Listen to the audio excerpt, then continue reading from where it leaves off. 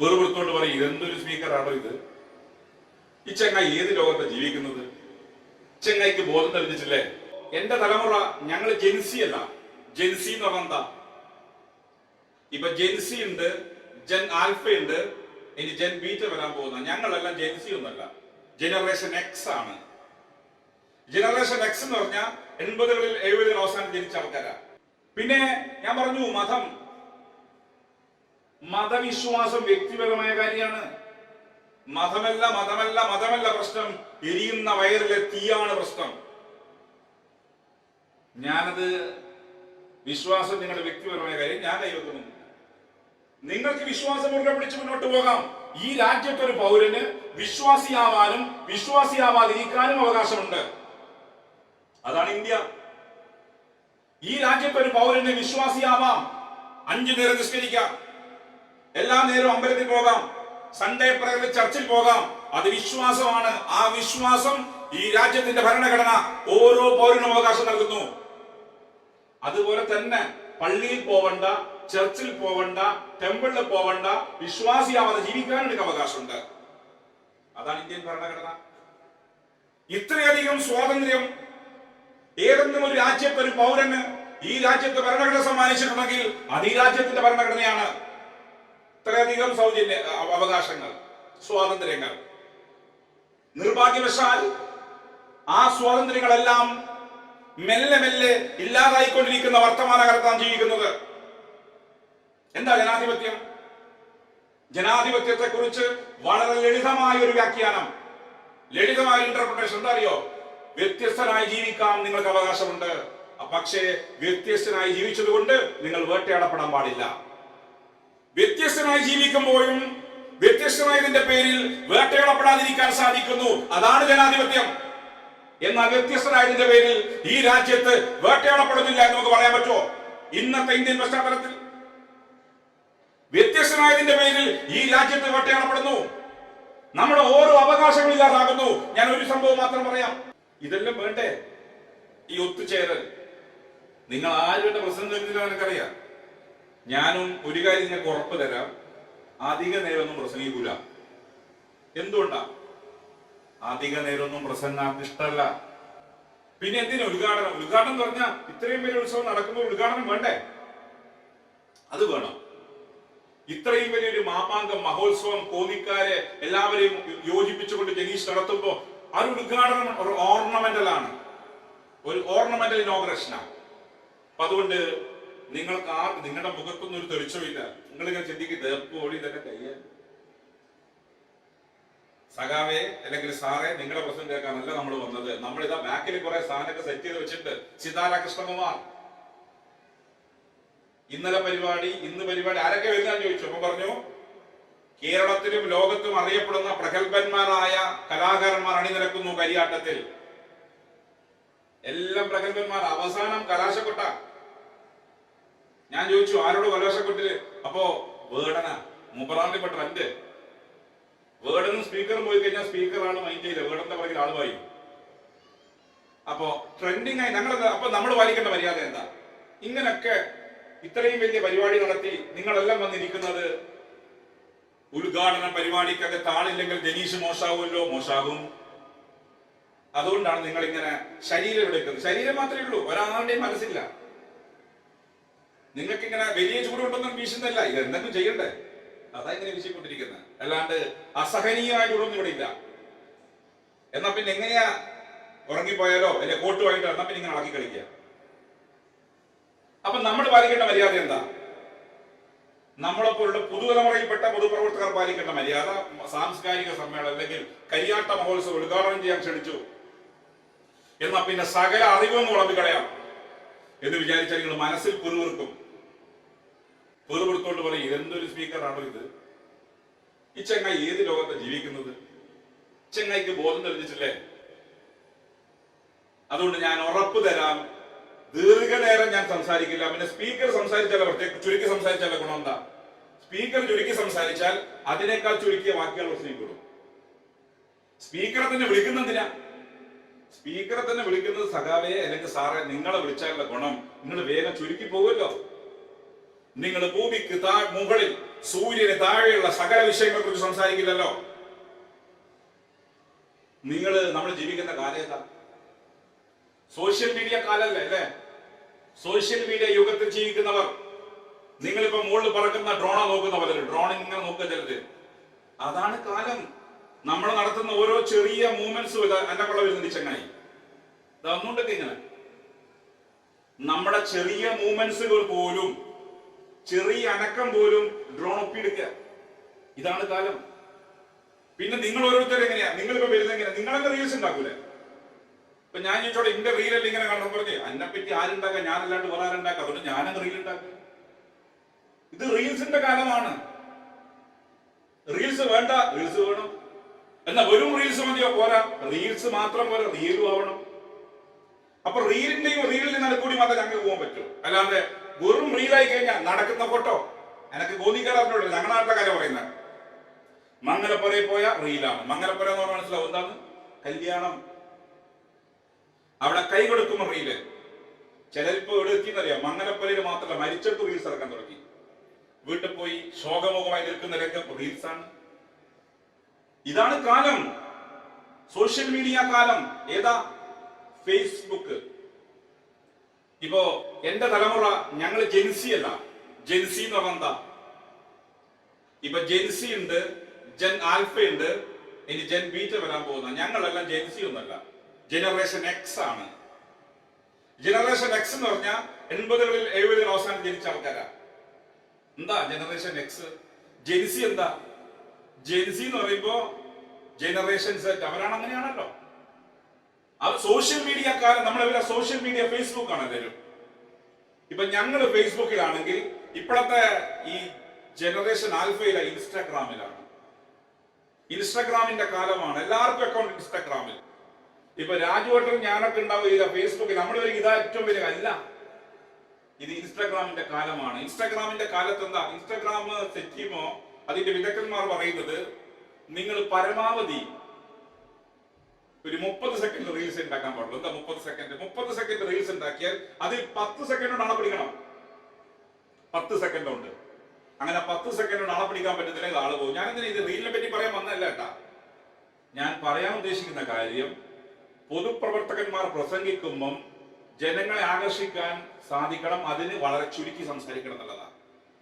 വളരെ ചുരുക്കി സംസാരിക്കണം എന്ന് പറയുമ്പോ ഇവിടെ ഇപ്പൊ നിങ്ങൾ എല്ലാവരും ഉണ്ടല്ലോ, വ്യത്യസ്ത ജാതിയിലും മതത്തിലും വർഗത്തിലും വർണ്ണത്തിലും പെട്ടവർ.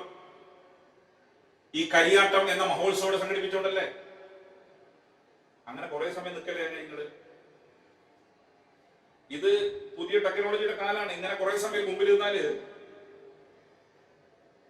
അതിന് അവിടെ സെറ്റ് ചെയ്യണം സ്റ്റേജ് ഫോട്ടോഗ്രാഫർ.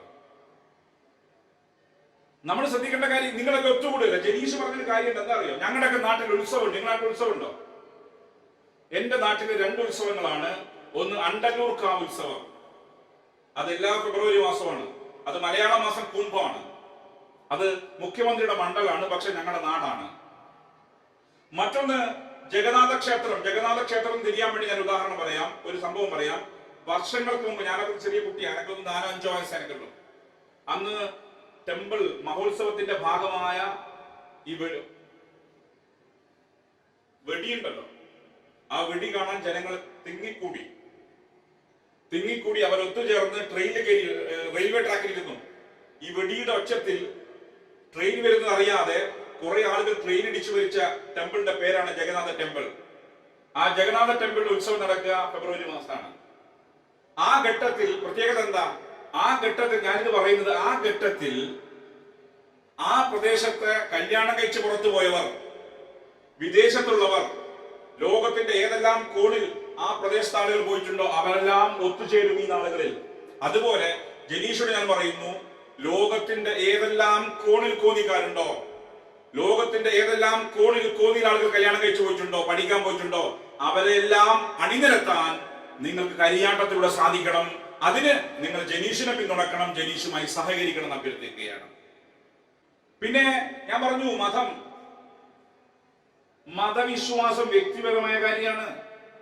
മതമല്ല പ്രശ്നം, എരിയുന്ന വയറിലെ തീയാണ് പ്രശ്നം.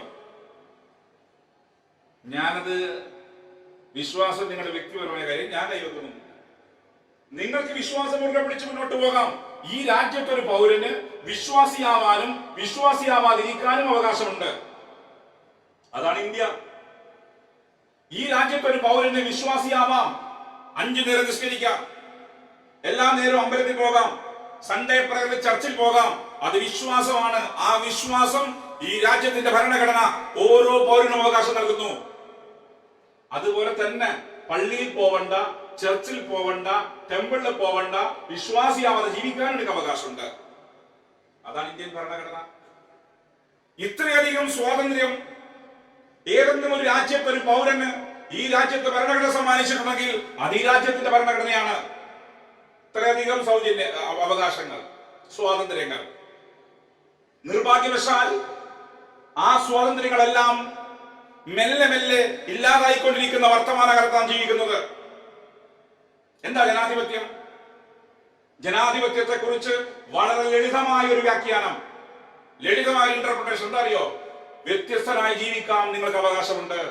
പക്ഷേ വ്യത്യസ്തനായി ജീവിച്ചതുകൊണ്ട് നിങ്ങൾ വേട്ടയാടപ്പെടാൻ പാടില്ല. വ്യത്യസ്തനായി ജീവിക്കുമ്പോഴും വ്യത്യസ്തമായതിന്റെ പേരിൽ വേട്ടയാടപ്പെടാതിരിക്കാൻ സാധിക്കുന്നു. അതാണ് ജനാധിപത്യം. എന്നാൽ വ്യത്യസ്തനായതിന്റെ പേരിൽ ഈ രാജ്യത്ത് വേട്ടയാടപ്പെടുന്നില്ല എന്ന് നമുക്ക് പറയാൻ പറ്റുമോ? ഇന്നത്തെ ഇന്ത്യൻ പശ്ചാത്തലത്തിൽ വ്യത്യസ്തനായതിന്റെ പേരിൽ ഈ രാജ്യത്ത് വേട്ടയാടപ്പെടുന്നു. നമ്മുടെ ഓരോ അവകാശങ്ങളും ഇല്ലാതാകുന്നു. ഞാൻ ഒരു സംഭവം മാത്രം പറയാം. ഇൻകം ടാക്സ് അടക്കുന്ന ആൾക്ക് വേണ്ടിയാട്ടാ.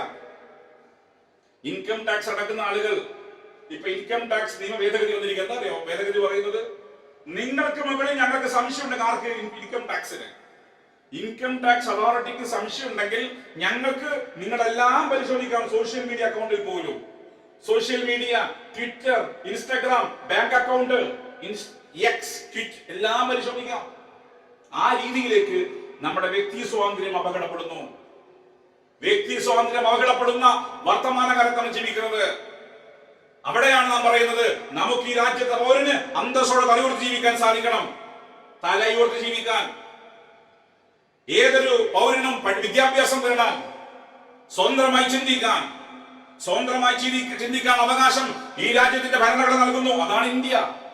വൈജാത്യങ്ങൾ, വൈവിധ്യങ്ങൾ, വ്യത്യസ്ത മതങ്ങൾ, വ്യത്യസ്ത ഭാഷകൾ. ഭാഷകൾ എത്രയാ? എത്ര ഭാഷകളുണ്ട് ഈ രാജ്യത്ത്?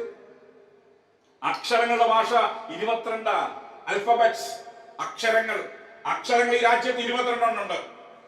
ഇനി അതൊന്നും ഇല്ലാത്ത കോന്നിക്കാരുടെ, അതിന് ഇംഗ്ലീഷ് പറയാം ഡയലക്ട്സ്. ഡയലക്ട്സ് എന്ന് പറഞ്ഞാൽ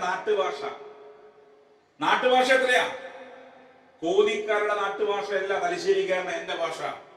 എന്റെ പലതും ഇത് തിരിയൂല. ഞാൻ ഇവിടെ പ്രസംഗിക്കുന്നത് നാട്ടുഭാഷയിലല്ല. ഞാൻ എന്റെ തലശ്ശേരി സ്ലാങ്ങിൽ പറഞ്ഞ പലതും നിങ്ങൾക്ക് മനസ്സിലാവില്ല. ചോറ് ബെയ്ച്ചിനോന്ന് ചോദിച്ചെങ്കിൽ എന്താ മനസ്സിലായോ? തിന്നിനോന്നാണ്. കീഞ്ഞു പാഞ്ഞോ? എന്താ കീഞ്ഞു പാഞ്ഞോ? തിരിഞ്ഞ ഇറങ്ങി ഓടിക്കൊന്നാ. ഇങ്ങനെയുള്ള പല നാട്ടുഭാഷകളും ഓരോ സ്ഥലത്തുണ്ട്. ഈ കോന്നിയിൽ തൊട്ടപ്പുറത്തെ റാന്നിയിലെത്തും വേറെ ഉണ്ടാകും. പത്തനംതിട്ട തന്നെ വ്യത്യസ്ത ഭാഷകൾ സംസാരിക്കുന്നുണ്ടോ? അതാണ് ഇന്ത്യ. അതാണ് ഇന്ത്യയെ കുറിച്ച് പറയുന്നത്. The wonder that was India. അത്ഭുതം അതാണ് ഇന്ത്യ. വ്യത്യസ്ത മതങ്ങളിൽ വിശ്വസിക്കുന്നവർ, വ്യത്യസ്ത ഭാഷകൾ സംസാരിക്കുന്നവർ, വ്യത്യസ്ത വസ്ത്രരീതി, വസ്ത്രധാരണ വ്യത്യസ്ത വസ്ത്രധാരണയുള്ളവർ, വ്യത്യസ്ത ഭാഷകൾ സംസാരിക്കുന്നവർ, വ്യത്യസ്ത ഭക്ഷണം കഴിക്കുന്നവർ, അവരെല്ലാം യോജിപ്പിക്കുന്നത് ഇന്ത്യ എന്ന വിശാലമായ ക്യാൻവാസ് ആണ്. വിശാലമായ ക്യാൻവാസ്.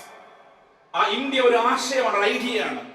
ഇന്ത്യ എന്ന ഐഡിയയെ നമുക്ക് സംരക്ഷിച്ചു കൊണ്ടുപോകാനാവണം എന്നാണ് സൂചിപ്പിക്കാനുള്ളത്. അതിനാണ് ഇത്തരം സാംസ്കാരികോത്സവങ്ങൾ. ഇതൊരു റെസിസ്റ്റൻസ്, പ്രതിരോധമാണ്. വർത്തമാനകാല ഇന്ത്യൻ പശ്ചാത്തലത്തിൽ ഓരോ സാംസ്കാരികോത്സവങ്ങളും ഓരോ സാംസ്കാരിക പ്രസംഗങ്ങളും ചെറുത്തുനിൽപ്പാണ്. ചെറുത്തുനിൽപ്പ്.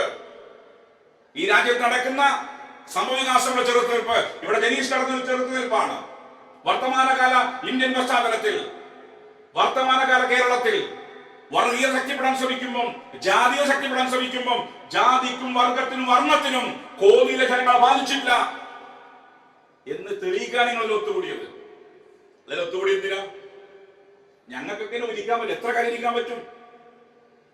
എത്ര കാലം ഇതുപോലെ ഇരിക്കാൻ സാധിക്കും എന്ന ചിന്ത നിങ്ങളെ പോലെ തന്നെ എനിക്കുണ്ട്. എത്ര കാലം ഇരിക്കാൻ പറ്റും? എത്ര കാലം എന്ന ചോദ്യമാണ്.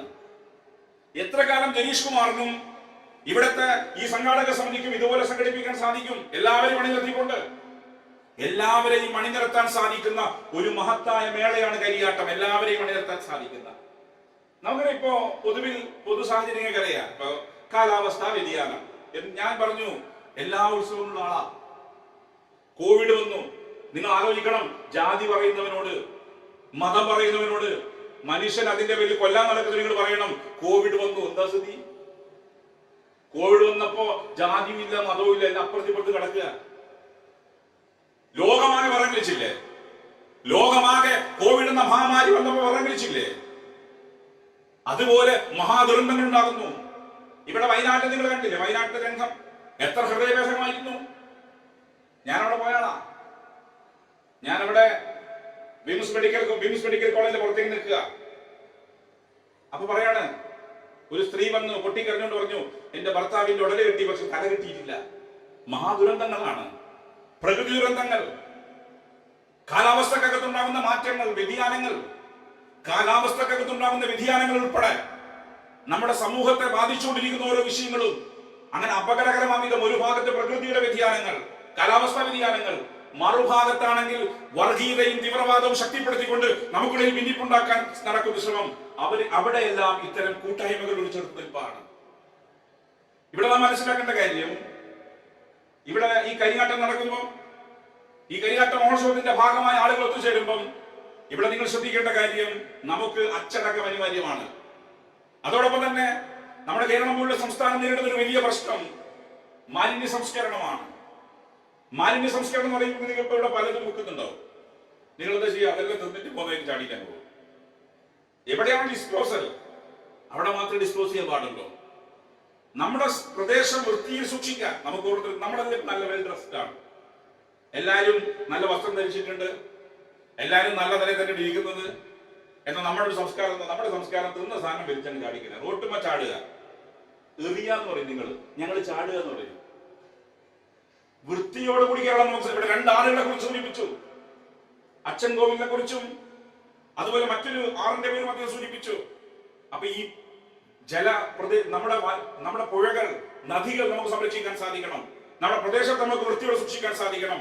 അതിനെല്ലാം വേണ്ടി ബഹുമാനപ്പെട്ട മുഖ്യമന്ത്രിയുടെ നേതൃത്വത്തിൽ ബഹുമാനപ്പെട്ട തദ്ദേശ സ്വയംഭരണ ഉപമന്ത്രി ശ്രീ എം പി രാജേഷ് നടത്തുന്ന മുൻക് തയ്യാറെടുപ്പുണ്ട്. അതിന്റെ പിന്നിൽ ജനങ്ങൾ അണിനിരക്കാൻ സാധിക്കണം.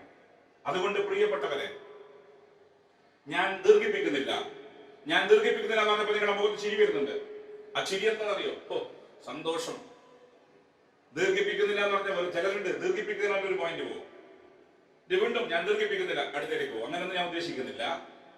ഏതായാലും നല്ല മുൻകൈയാണ് ജനീഷിൻ്റെത്.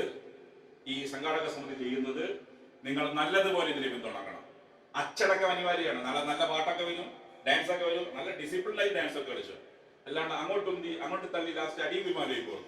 വളരെ അച്ചടക്കത്തോടു കൂടി ഈ മഹോത്സവമായി നിങ്ങൾ സഹകരിക്കാൻ ഈ കോന്നിയിലെ ജനങ്ങൾ തയ്യാറാണെന്ന് തെളിവാണ്. ഏതാണ് എനിക്കിപ്പോ ഇവിടെ ഫീൽ വന്നപ്പോ ഒരു അമ്പലപ്പറമ്പിൽ പോയ പ്രതീതിയാണ്. ഉത്സവം കാണാൻ എപ്രകാരമാണ് അമ്പലത്തിൽ ആളുകൾ വരുന്നത്, അതിന്റെ പ്രതീതിയായി ഈ കണ്ണെത്താത്ത ദൂരത്ത് ആളുകൾ ഒത്തുകൂടിയിരിക്കുകയാണ്. കണ്ണെത്താത്ത ദൂരത്ത്. അതുകൊണ്ട് നിങ്ങൾ ഈ കരിയാട്ടം എന്ന മഹോത്സവവുമായി പൂർണ്ണമായും സഹകരിക്കാനും ഈ മഹോത്സവം 2, മഹോത്സവം 3 ഇതിനേക്കാൾ മികച്ച രീതിയിൽ നടത്താൻ സാധിക്കും. ഓരോ മഹോത്സവങ്ങൾക്കും ചിലപ്പോൾ ചില പോരായ്മകളൊക്കെ ഉണ്ടാവാം. ഓരോ നടത്തുമ്പോൾ നാം അതിന്റെ പോരായ്മകൾ പരിഹരിച്ച് മുന്നോട്ട് പോകും.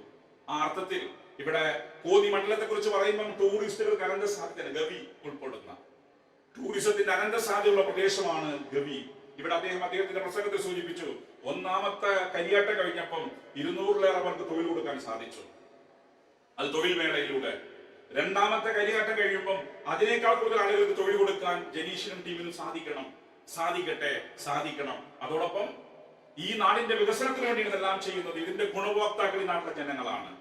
ഒരു പ്രദേശത്ത് ഈ കരിയാട്ടത്തിന്റെ ലോകം കോന്നി അറിയുന്നു.